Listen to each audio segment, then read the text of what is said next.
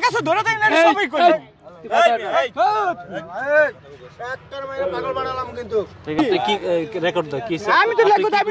আমি কি লেখো কি ব্যবসা কি না আমি তো ব্যবসায়ী যে কি ব্যবসা যার যার ব্যবসায়ী যে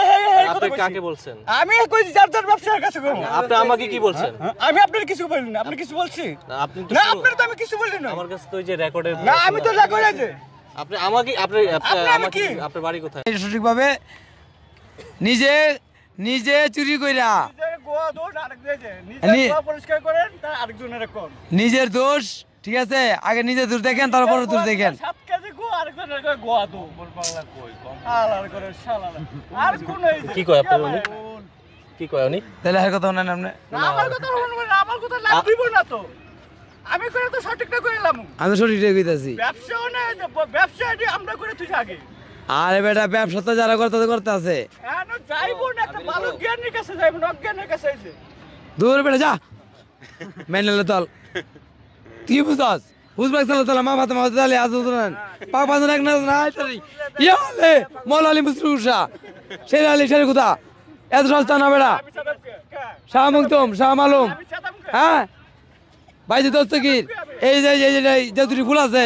প্রত্যেকটা দরবারে একটা করে ফুল লইছি শাহজালাল শাহবরণ থেকে এই শুনেন এই আমি এই পড়াশোনার কথা বলতেছি ইব্রাহিম তারুগা আপনি যেখানে থাকেন আপনি বর্তমানে সিলেট আছেন সাতটা থানার ভারপ্রাপ্ত ওসি আপনি আপনি ভদ্রহলিয়া চালান ঠিক আছে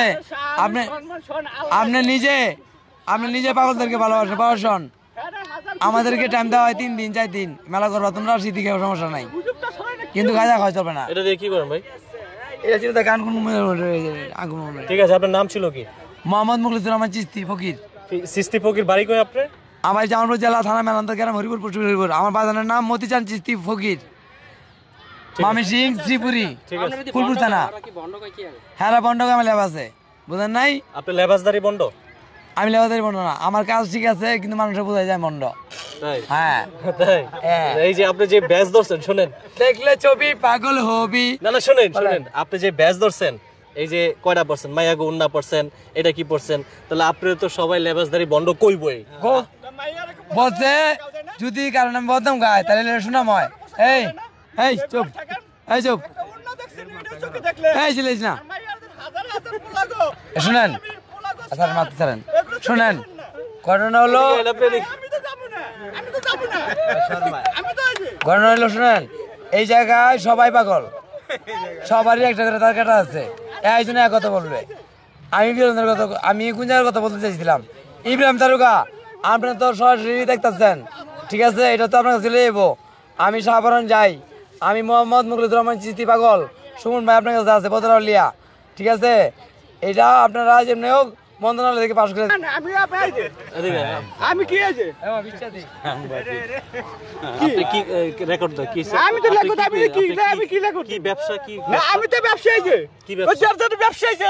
আপনি কাকে বলছেন আমি কই যার যার ব্যবসার কাছে কই আপনি আমাকে কি বলছেন আমি আপনার কিছু বলিনি না আপনি কিছু বলছি আপনি তো না আপনার তো আমি কিছু বলিনি না আমার কাছে তো ওই যে রেকর্ডের না আমি তো লেখো যে আপনি আমাকে আপনার বাড়ি কোথায় নাম কি নাম কি আপনার আমার নাম ইয়াসিন আপনি থাকেন কোথায় আমি থাকি এই জায়গায় থাকেন মানে মাজারের পাগল আপনি মাজারের পাগল আমি শালিবারে ভালোবাসি ভালোবাসেন মানুষ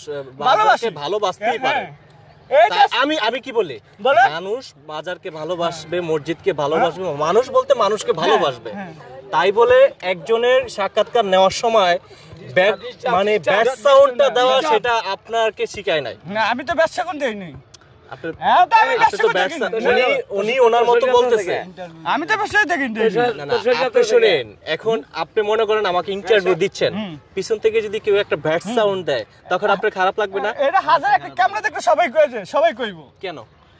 সবাই কইব আপনি দেখেন আরেকজনের কাছে ধরে দেন না সবাই কইব পাগল বানালাম কিন্তু